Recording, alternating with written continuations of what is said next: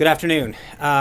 Before we get started, I want to bring Homeland Security Tom Bossert back up here to discuss the administration's response to the ransomware hacking, and then I'll go on with the events of today and answer your questions. Without further ado, Tom. Thanks, Sean. Thank you. Good afternoon. I'm Tom Bossert. I'm the Assistant to the President for Homeland Security and Counterterrorism. And if I could, I'd like to start today by acknowledging the fallen police officers that the President and Vice President acknowledged today. They are the front lines of our Homeland Security, and the event today was an honor for me to attend. On cybersecurity, as the President's Homeland Security Advisor, part of my responsibility is to coordinate U.S. government cybersecurity efforts. I want to give you an update today on the ransomware attack that's been known as WannaCry or WannaCrypt. We continue closely monitoring the situation around the clock at the highest levels of government. We're bringing all of the capabilities of the U.S. government to bear on this issue and are working side by side with our partners in the private sector and our international partners. I spoke moments ago with my counterpart in Great Britain and learned an update from them that they have a feeling of control over this ransomware event, and that as their affected computers seem to have been tied to the fact that their healthcare system is so large and networked. They are painfully aware, though, of the fact that this is a global attack, as are we. As of this morning, it has reached approximately 150 countries and infected more than 300,000 machines.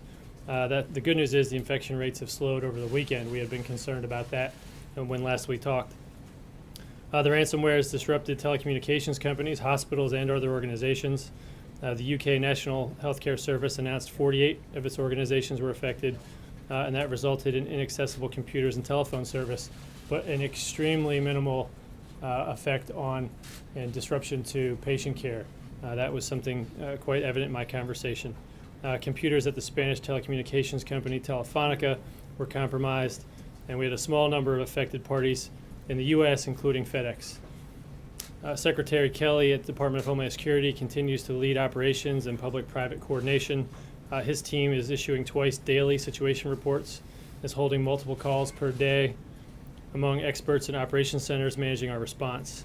As of today, no federal systems are affected. Overall, the U.S. infection rate has been lower than many parts of the world, but we may still see significant impacts in additional networks as these malware attacks morph and change. Despite appearing to be criminal activity intended to raise money, it appears that less than $70,000 has been paid in ransoms, and we are not aware if payments have led to any data recovery. The Cyber Threat Intelligence Integration Center is also keeping us informed of the classified insights concerning the investigation into these hacks. And let me talk about now briefly the way ahead. Sorry about that. It's important for our business and individuals to know that 3 variants of this ransomware are reported to have emerged using similar techniques. We had talked last I was here about variants of this malware. If you follow the mitigation advice published by DHS, the FBI, and Microsoft, and have patched your systems, you are protected against all of these variants. It's also important to know that pirated, stolen, or otherwise unlicensed versions of affected software often will not receive patches, so it's important to not use that unlicensed software. If you do, you'll be subject to extraordinarily susceptible infection. While it would be satisfying to hold accountable those responsible for this hack, something that we are working on quite seriously, the worm is in the wild, so to speak, at this point, and patching is the most important message as a result. Business and government have responded with upgrades and patches, defensive mitigations, and this has dramatically reduced the vulnerable population over the last 3 days. So this needs to continue to be our focus. Let me finish by repeating advice that all organizations be vigilant in updating their software, and that the only computers that can be compromised by the WannaCry or WannaCrypt virus are ones that do not have the latest security patches available from Microsoft. So what's the net effect? Tom, do you have any, so this is one episode of malware or ransomware. Do you know if, from the documents and the other cyber hacking tools that were stolen from NSA, if there's potentially more out there? So there's a little bit of a double question there. Part of that has to do with the underlying vulnerability exploit here used. I think if I could, I'd rather, instead of directly answering that, and can't speak to how we do or don't do our business as a government in that regard, I'd like to instead point out that this was a vulnerability exploit as one part of a much larger tool that was put together by the culpable parties and not by the U.S. government. So this was not a tool developed by the NSA to hold ransom data. This was a tool developed by culpable parties, potentially criminals or foreign nation states, that have put it together in such a way so as to deliver it with phishing emails, put it into embedded documents, and cause infection, encryption, and locking. So the provenance, I think I said this morning, of the underlying vulnerability is something that is a little bit less of a direct point for me. I guess a shorter way to put it would be, is there more out there that you're worried about could lead to more attacks in the future? I actually think that the United States, more than probably any other country, is extremely careful with their processes about how they handle any vulnerabilities that they're aware of. That's something that we do when we know of the vulnerability, not when we know we lost the vulnerability. I think that's a key distinction between us and other countries and other adversaries that don't provide any such consideration to their people, customers, or industry. Tom, you mentioned your British counterparts are feeling a sense of control. Was there any time, as you monitored this here in the States, where you felt there was any lack of control or this could get out of hand here? And if not, what is it about what was here that was protected that didn't exist, for example, in Europe or other parts that have obviously taken a much bigger hit from this? Yeah, no comparative lack of control, but my conversation today led me to believe that he felt quite comfortable and my counterparts felt quite comfortable with where they stood today, not comparing. But was there any time that you felt here that things could spiral out of control? Well, as we were gaining and gathering more information, it was important for us to determine the parameters of this. Once we got our hands around the parameters of the malware, that's of course in the beginning moments what you're trying to get a hold of. Get the malware, analyze it, determine what's happening. In that time frame, you don't feel entirely in control, but you're searching for information. Once we got it and realized what the situation was, we realized there were patches available and had been available since March, and so from that point, operations centers and communications become the key, and they're imperative to how we handle this response. And from the British perspective, I thought it was important to pass along from them 2 points. One, that they thought it was an extremely small number of patients that might have been inconvenienced, not necessarily a disruption to their clinical care as opposed to their administrative processes. Then two, that they felt that some of those reports might have been misstated or overblown given how they've gotten themselves into a position of patching. So we'll have to do the analysis and the investigation later as to why certain organizations, systems, or sectors were more greatly affected than others. So that's the point I'd like to elaborate. If I could, one more here, Yeah, please. just bottom line is for the average consumer, and what are you going to do going forward to make sure that it doesn't get out in the open and affect us anymore? Bottom line for the consumer is patch your software, provide automated patch support if you can, turn that automated on. Make sure your IT service providers or IT folks within your organizations are patching your software. That's the bottom line, and this particular malware and the 3 reported variants that we've seen since are all fixable with patch, and that's something that you can get from Microsoft. So that's our bottom line, and I don't want to encroach too much here into Mr. Spicer's time, but if I could, with that, maybe I have one more question, Sean, okay? Who did it? We don't know. That's the attribution that we're after right now. It would be very satisfying for me and for all of our viewers, I think, that if we find them, that we bring them to justice. I think that's something that sometimes eludes us. Attribution can be difficult here. I don't want to say we have no clues. As I stand here today, I feel that the best and brightest are working on that. So, thank you very much. I'll let you know. Thank you very much. Appreciate it. Thank you. Thank you, Tom. The President was pleased to see this morning the National Association of Home Builders and Wells Fargo announced earlier that recent reports show that U.S. home builder confidence continues to rise, with numbers now at their strongest since the housing bust. According to the NABH's chairman, quote, "This report shows that builders' optimism in the housing market is solidifying. We've already seen tremendous response in the economy in the wake of the President's pro-growth agenda. The unemployment rate is at the lowest it's been in a decade. Manufacturing job openings are higher than they've ever been since 2006. And by nearly every measure of economic confidence, the future of the American economy looks very bright." The President is also glad to see businesses once again making significant investments in America, from Intel to General Motors to Walmart to Apple, who specifically just announced earlier this month that will start a $1 billion fund to promote advanced manufacturing jobs here in the United States. And it's not just the President's domestic economic policies that are generating optimism. Just last week, we announced the first 10 agreements as part of the 100-day action plan initiated by President Trump during his meeting at Mar-a-Lago with President Xi of China. As I noted last week, these arrangements are major wins for American companies, across many different industries and sectors, from natural gas to beef exporters to financial services, who will all now have access to the massive Chinese market. And of course, those negotiations continue between our representatives. We look forward to sharing future developments with you as this process continues to unfold. This morning, the President and the Vice President joins tens of thousands of officers and friends of law enforcement at the annual Peace Officers Memorial Service at the United States Capitol. This is the 36th year that the Fraternal Order of Police has honored the memory of the brave men and women who've lost their lives in the line of duty with this service and ceremony. In the Vice President's opening remarks, he reiterated the Trump administration's commitment to standing with the men and women of law enforcement, quote, without apology. And the President said that these men and women are, quote, the thin blue line between civilization and chaos. Words cannot express the depth of our gratitude, end quote, but he hopes that the actions of this administration will show our men and women in blue, quote, how deeply we care and how strongly we feel about protecting those who protect us all, end quote. Earlier today, the President had the honor of meeting with officers and guests from police departments that recently suffered the loss of a police officer from Ulster County Sheriff's Department, Phoenix Police Department, and the New Jersey State Troopers. He also signed a proclamation in honor of Peace Officers Memorial Day and National Police Week. The President was honored to just welcome recently, in the last few minutes, the Crown Prince of Abu Dhabi to the White House for an official visit.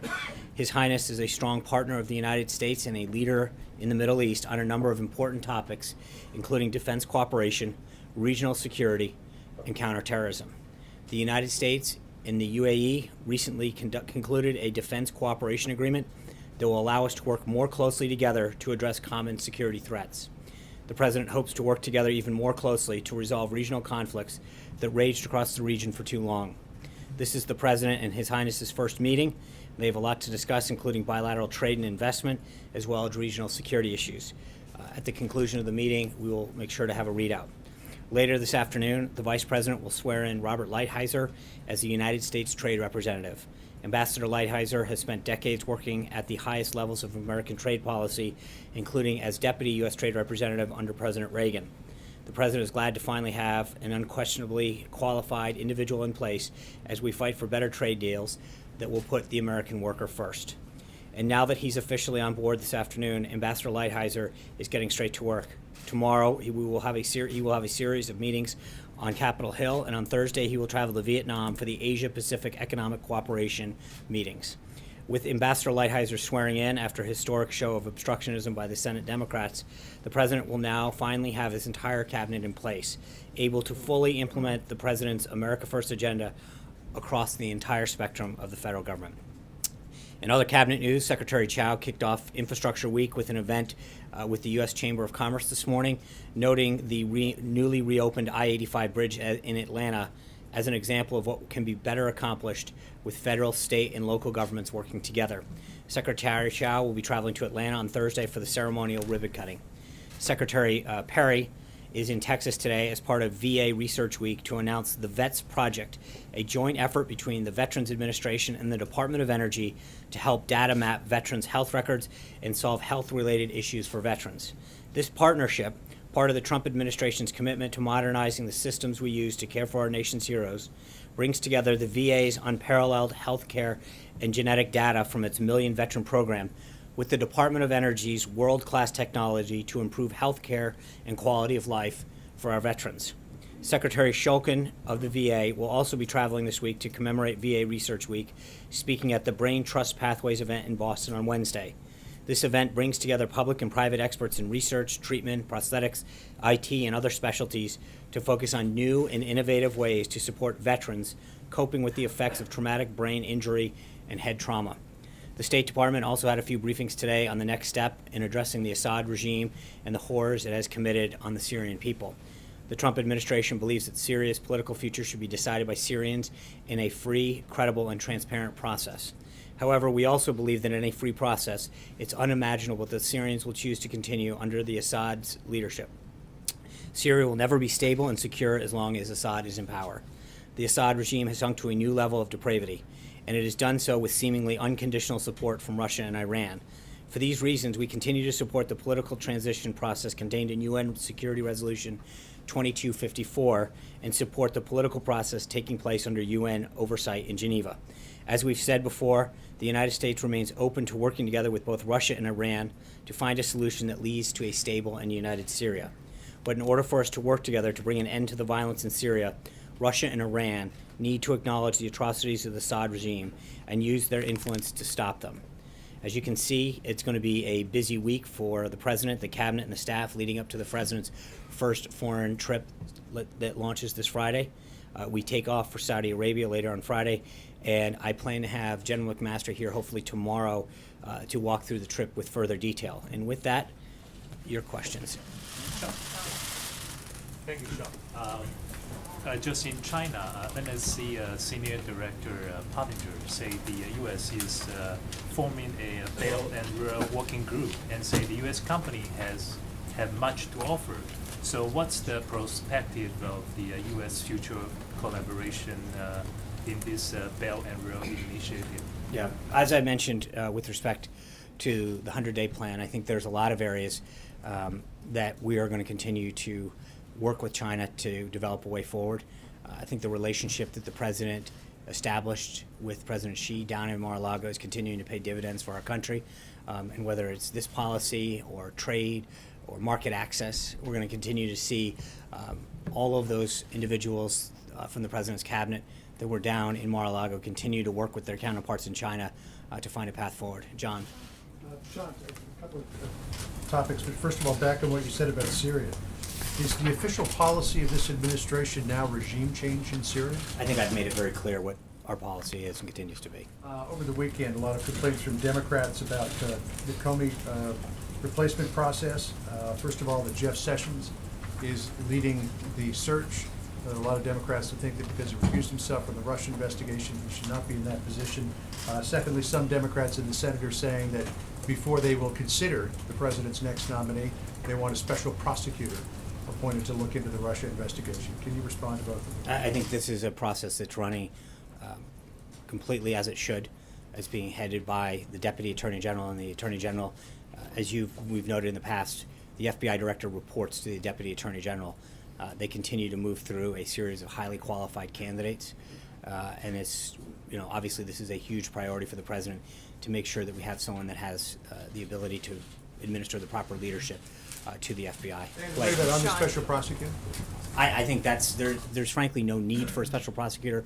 We've discussed this before. You have two Senate committees that are looking into this. The FBI is conducting their own review. And I think if you even look at what Acting Director McCabe said last week, he made it very clear that they have the resources that they need and that the work continues. But the bottom line is, again, I think part of it is there's a difference between what we've talked about in that, and it's been made very clear that there's been, with respect to the President himself, both Senator Schumer, Senator Feinstein, Senator Manchin, and everyone else who've been briefed on this have been very clear that there was no collusion with respect to the President himself and no investigation there. Blake. Thank you. Let me pick up what Mr. Foster left off about this ransomware attack. In the short term, a short-term question and a long-term question. In the short term, is it the advice of the administration, should somebody have their computer system infected, not to pay the ransom? As I said, I think that what we have seen so far that is the most effective is that if people take the necessary proper steps in advance and use the patches that are available to ensure that it doesn't happen. So prevention is right now the key that we're stressing. As it relates to the long term, at the end of the day, this is extortion from likely hostile foreign actors. Might the administration set some sort of guidelines or policies as it relates to U.S. individuals, U.S. companies? Should they be approached as to what to do and maybe what not to do? Yeah, I think we can. Our immediate goal right now is to make sure that we're protecting our both individual, commercial, and government enterprises, and that work has proved to be, the prudent steps that were taken have proven to be fruitful, and I think we're going to continue that. Right now, obviously, that's the number one priority. Do you know why he mentioned FedEx? Do you know if that was something specific happened to FedEx? I don't. I can have Tom follow up. Jim. Fred, I'm sorry. Thanks.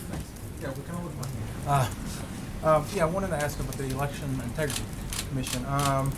Is this is the primary goal that's going to be looking for recommending reforms to possible federal laws like the NVRA, or looking at cleaning the rolls, or is it going to be more of an audit of the 2016 election? The executive order that the president signed and the vice president and Secretary of State Kobach are leading is a bipartisan commission of the state elections officials that are going to look at all aspects of election integrity, including voter fraud, improper registration, and allegations of voter suppression. So I think they're looking at this holistically.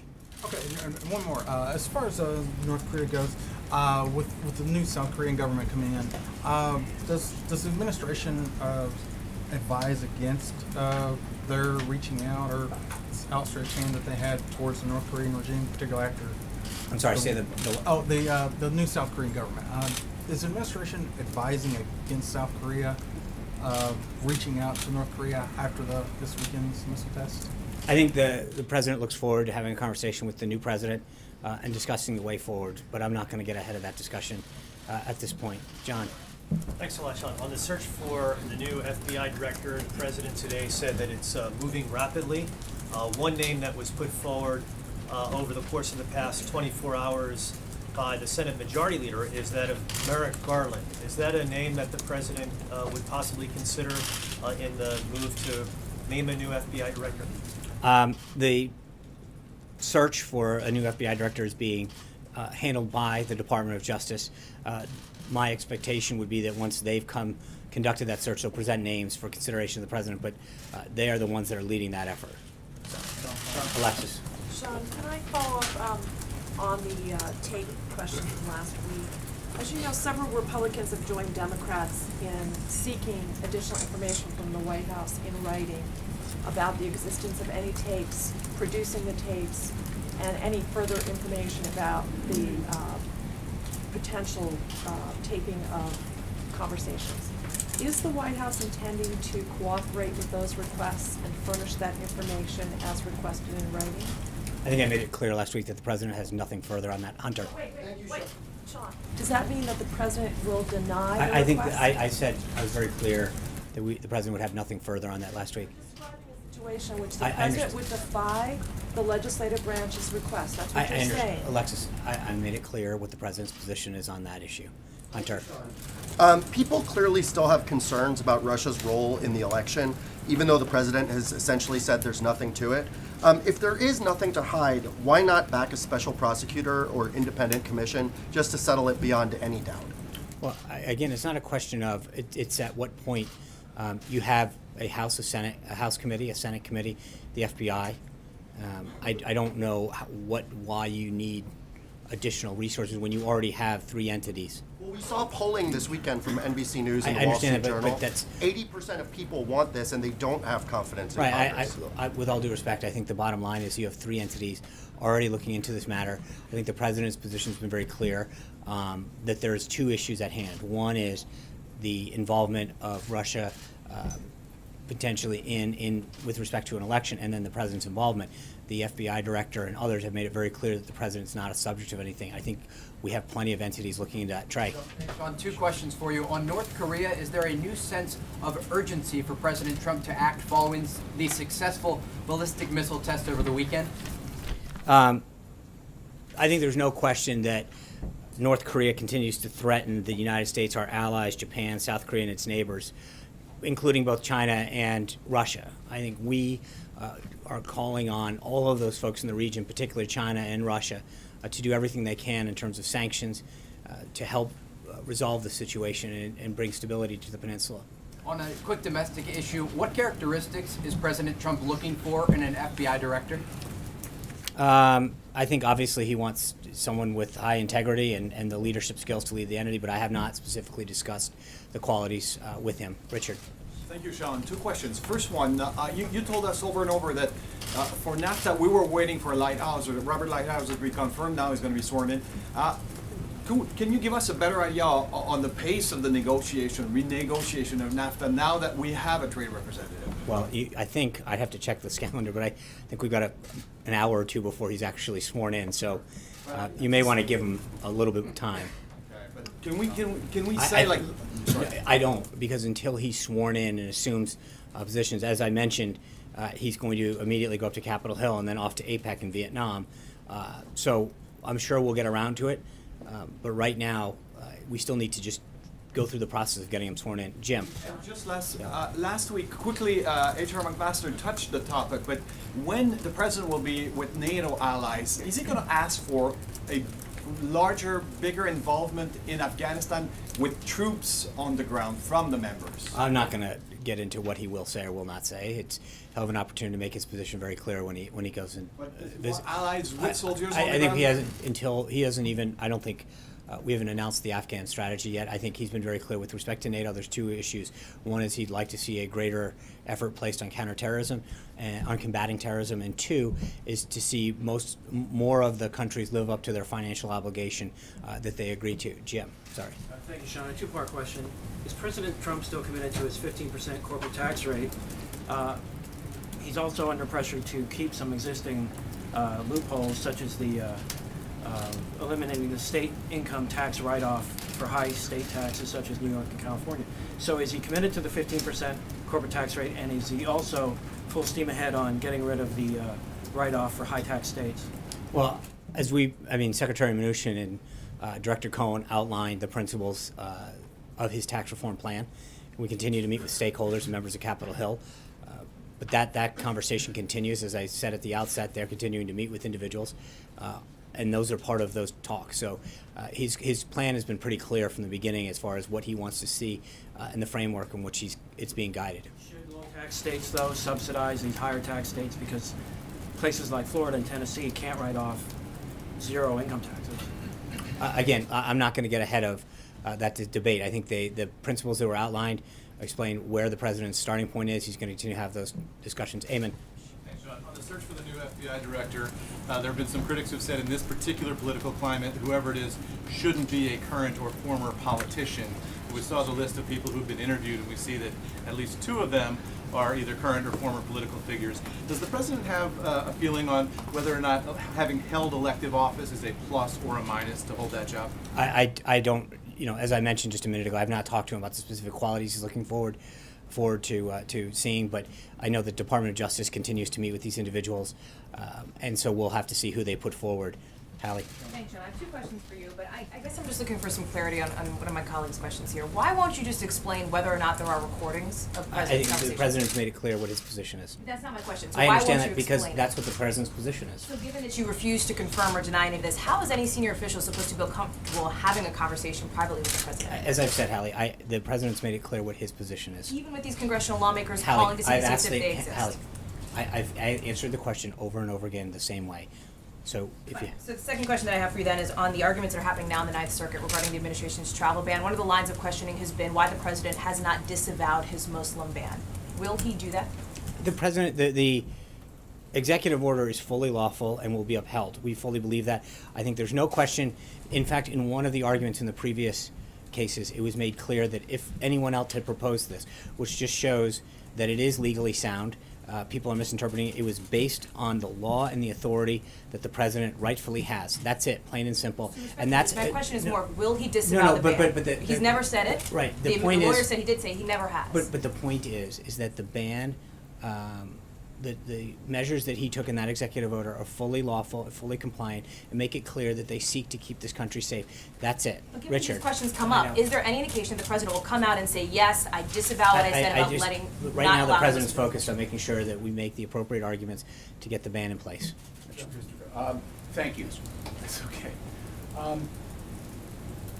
Considering, in contrast to much of the expression during the French presidential election, and that has been reported in France especially, there may be a lot more in common between President Trump and the new President Emmanuel Macron of France. Both former successful businessmen, both leaders of two very powerful countries, and two of the oldest allies going, basically. Knowing this, would the president look forward to an opportunity to bring this young president closer to him, maybe meeting on the borders at the G7, or maybe even inviting him here to the La Maison Blanche in the next few months? If we have updates to share on additional individual leaders that he will be meeting with or meetings that he'll have during his trip, we'll be sure to give you an update on that. But with respect to whether it's the French president or any other head of government, the president looks forward to reasserting America's role in the world and reestablishing some of the relationships. And I think what you've seen so far, whether it's President Xi or Prime Minister Abe or other individuals, as you can see by the week that we're having this week with the UAE, Turkey, Colombia, the president has made it very clear that he is going to do everything he can to reestablish relationships around the globe to help protect and advance our national interests. And this is a special one. There are also, I mean, The look, oldest one. I agree. Before we There- were there- right. Republican. I understand. There is a lot of relationships that the president wants to strengthen for the good of this country. John. Thank you, Sean. Two brief questions. First, there are reports, and it may be confirmed by now, that Mrs. Callista Gingrich will be the third woman to be U.S. ambassador to the Holy See. Official? Nothing's official until it's announced. Has her name been vetted with the Vatican? I'm not going to. That's a nice back try, but I'm not going to. The answer is we have no personnel announcements. The other question is not related to personnel, but process with the FBI director. Sarah spoke last week about an interim or acting director of the FBI, but with the interviews that you described with the Department of Justice, can we expect that the name who is nominated for the position from that podium will be for permanent director and promptly submitted to the Senate? That's what I believe the president's expectation is, yes. So no interim or acting? Well, I mean, you have an acting now until someone's selected, but the reason that the president's team is going through this process is to select the next director. Mara. I know this isn't on the front burner right now, but I have actually the healthcare question. Okay. As it goes to the Senate, I'm wondering if the president's negotiating strategy will change. Does he want to get involved earlier? Does he want to wait till the Senate kind of comes up with something? Does he have anything in particular he wants them to keep from the House bill, get rid of from the House bill? What's his approach to this new chapter in the AHA-CA repeal process? Well, I think he feels very strong about the product that came out of the House, but he recognizes that the Senate has a duty to review it and to come up with ideas, and if it can be made stronger, then great. He's continued to have conversations with members of the Senate. His staff has had them as well. Our legislative team and others are in communication with the Senate, and we'll continue to work with them, but obviously they're an independent body. They have a right to go through their own process. But if we can make the bill stronger in any particular way, that's something that he'll support. But he kind of came in at the end to kind of close the deal in the House. Does he want to get involved more in the earlier stages of the process in the Senate, or just stick with the same negotiating strategy? I think that the team has been intricately involved in the process for quite some time, and the president, by several accounts, was involved in a way that people hadn't seen on Capitol Hill in a long, long time. Jill. Two things. Just going back to the FBI director search, should we expect the president to begin interviewing personally the short list before he leaves on the trip? I think that's going to be driven by the Department of Justice. And as soon as the Department of Justice has a recommendation for the president, then we'll move on. But at this time, there's no update on where that is. And then I want to go back to you started off with Syria there. The State Department today, of course, announced that the Syrian government has apparently been carrying out mass killings, burning thousands of prisoners. I'm wondering if that crosses any kind of red line for the president, and whether we should expect to see any kind of military response to that. Well, the president's always been clear that he's not going to telegraph actions that he takes. So that's number one. Number two is I think what was important about what the State Department did today was to really enumerate the atrocities and the human rights violations that have been committed, and then further ask the world community to join with us to put pressure on Syria. Should we expect any direct action by the president? I don't think the president's made clear over and over again that he doesn't telegraph his actions. He's going to be continuing to raise this issue, but when he's ready to act, he'll let everyone know. Jen? When it comes to vetting for the FBI director, after the experience with Michael Flynn, is the White House recommending doing anything differently with vetting the FBI director? Are you already doing something different with that vetting? I'm not going to get into internal processes that exist, but obviously, you'd have the full resources of the FBI. So I'm not going to get into how that process is handled. It's a good idea to change things? I'm not going to get into the processes of how that's being done. Sean? Yeah. Okay. Two questions. One to follow up on Hallie's question. How has the president made it clear what his position is on Yeah, the I've importance? answered that several but times. how does he make it clear? Because All I've seen is the tweet. Right. So that's his position. He said that he has nothing further to add. Okay, but he had tapes and Caitlin, quotes. I understand. Okay, I just wanted There's to get a nothing further to clarification add on on it. that. My second question is, has he made any other inquiries about the Russia investigation to any other FBI officials? I don't, not that, I haven't asked him about that, but I'm not aware of anything. Okay, and one small follow-up. Last week you said you would get back to us on who requested the dinner between him and Comey. I still, I apologize, I will follow up on that today. I think one of the things that's important with respect to that, just to clear something up, I think that there was clearly bipartisan support that Jim Comey wasn't up to the job. The president has every right to fire a person because he believed Director Comey lacked the judgment and the decision-making skills and wasn't up to the job. The president's reaction to this, to what his position has been completely misrepresented. If you think about what he said to NBC News, he said, one, he didn't care that this action would make matters worse for him, that it, quote, might even lengthen out the investigation because he would take action against Jim Comey and firing him. He said that he wants the investigation to be done, quote, absolutely properly. And he said that he might even confuse some people that he would take this action knowing it would make matters worse for him. The actions that he took, he knew could be detrimental to himself, but none of those things mattered because the president had to do the right thing for the American people because he believes that Jim Comey was the wrong man for that position. And I think that we've got to be very clear as to the reason that the president took the actions that he did. He knew that what he did could be detrimental to himself. It could lengthen the investigation, but he knew it was the right thing for the country, the right thing for the FBI, and the right thing to get to the bottom of this. Why do you believe Comey was the wrong person for the American people? Because he didn't have the leadership skills necessary to lead that institution. And as he said in the statement at the time, the FBI is the crown jewel of law enforcement, and they deserve a leader that can properly lead the institution. Thank you guys very much. I'll see you tomorrow. Thank you.